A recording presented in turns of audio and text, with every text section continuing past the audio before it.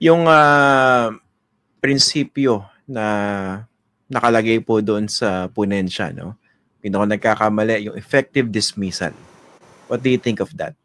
Yung effective dismissal nung tatlo ang mga naunang impeachment cases. Yan po ay isang interpretasyon ng ating kagalang-galang na hukuman. The fact na hindi na aksyonan ng Committee on Justice, walang referral, walang initiation, it is as good as effective dismissal. Yan po isang interpretation ng ating Korte Suprema, well, with due respect. Pero para sa akin po, wala pong effective dismissal po eh. Kasi it was never initiated, never acted upon. So, nandun lang po siya eh. Wala namang ruling ang Committee on Justice na this has been dismissed. Walang bisa. Hindi valid yung impeachment. Wala pong sinabi ang ating kagalang-galang na Kamara del Presidente, which has the exclusive and sole authority to decide on all impeachment proceedings. Okay. Yun din po, no, yung effective dismissal na naging basa nila doon sa first 3 impeachment cases. Hindi ba nagkaroon ng factual error dito? Kasi kung titingnan naman po yung timeline, mukhang napakaliwanag naman. Dahil yung ginamit nilang mode ay na-initiate bago nag-adjourn yung House at na-transmit sa Senado bago nag-adjourn yung Senado. So, ano yung pinalitan niyang tatlo, di ba? How can you say that the first 3 were effectively dismissed? Well, yan po ang interpretation ng ating Korte Suprema na dahil nga na-archive, hindi na-aksyonan, effective dismissal. Pero that is one construction or interpretation ng hindi pag-aksyon sa isang mode of impeaching a public official. So again, interpretation po yan na Christian, no? Well, pwede ibigay natin sa Korte Suprema yan. On the other hand, may other interpretation that has to be considered also, and linking it with the provision, the exclusive authority to decide on to initiate impeachment proceedings. Kaya nga po, Christian, napakahalaga na magkaroon isang oral arguments para po yung all these factual issues ma-resolve. Give the House a chance. Opo. Is that something that should have been done given how big this issue was? Kasi wala naging oral arguments po eh. I think you are correct, Christian. Dapat sana po, maliban sa mga comments na sinubitin ng House, may oral arguments. Natatandaan ko po, in 1971, sa case of Lansang versus Garcia, ito suspension of the privilege of the writ of habeas corpus. Nag-create ng committee ang Korte Suprema to hear all the sides. Pakinggan ang may basihan ba ang pag-suspend ng habeas corpus. And so many cases, Christian, na pinakikinggan ng Korte Suprema ang both parties in an oral argument, even lesser than a case like impeachment. So sana po we appeal to the Supreme Court na sana po pakinggan natin ang all parties for all these facts to surface and be transparent to all. Pwede pa po ba nilang gawin yung oral arguments na yan dito sa isasampang motion for reconsideration ng Kamara? Pwede po. Pwedeng i-file ay omnibus motion, pangkalahatang motion. And that will cover motion for reconsideration and motion for oral arguments. So pwede po kasi hindi pa naman pinali ang decision po eh. Kaya po may motion for reconsideration eh. Opo. Kaso sinabi rin ng Korte Suprema, immediately executory ito, no? What do you think of that? But still, kahit ang decision ay immediately executory, and as a matter of fact, may mga judgment, may mga kaso in the past, may entry of final judgment na yan, nag-executory na eh. Nagbukas pa rin ang Korte Suprema. That's how powerful our Supreme Court is to reopen the case. Okay. Ito po, nalinawin ko lang, no? Kasi sa mga sensitive na napaka-trigger happy sa pagka-file ng indirect contempt, no? Ito, not to ascribe any ill motive sa Korte Suprema, no? Pero, ang tanong ko lang, do you find anything unusual dun sa kanilang timeline? Dahil nung unang isinampa itong mga petisyon, hindi sila nag-issue ng TRO.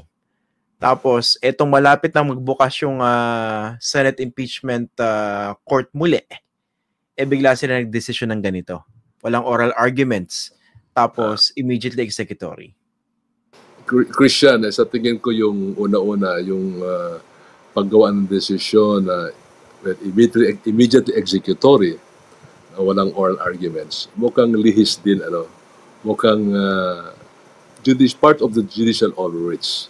Kaya po napaka-Christian na pakinggan po ang magkabilang panig at kung sasabihin na yung mga pumupuna sa desisyon can be held liable for indirect contempt.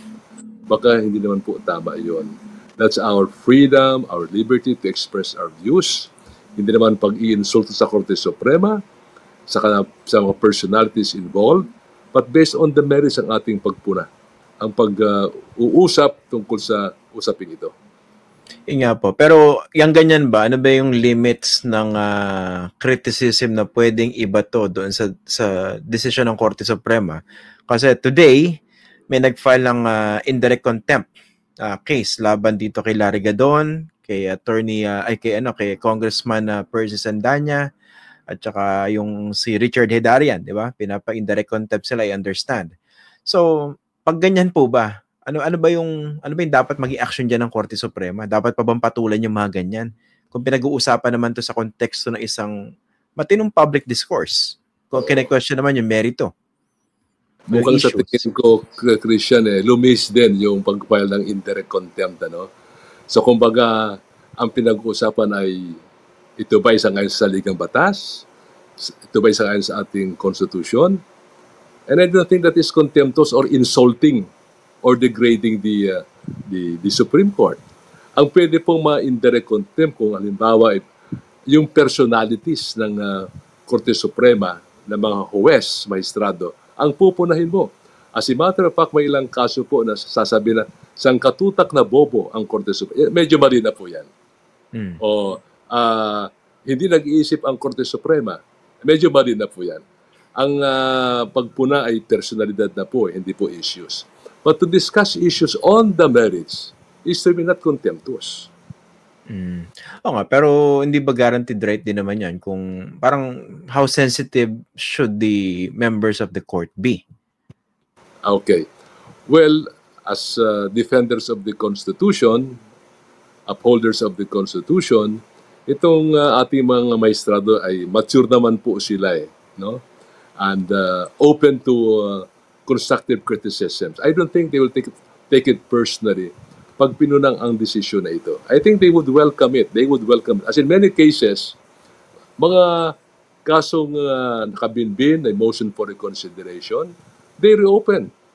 May mga kaso pong ganyan po And they never took personally yung mga puna o bato sa binabato sa Korte Suprema. Okay. Siyempre, nandun pa rin of course yung option to file a motion for reconsideration. I understand at gagawin niya ng Kamara po, no? Pero nga po, sa isang unanimous decision, hindi ba kahiyaan niyo na pagbiglaan nilang binaliktad yung kanilang decision? Parang palalabasin na, nagkamali pala kami lahat.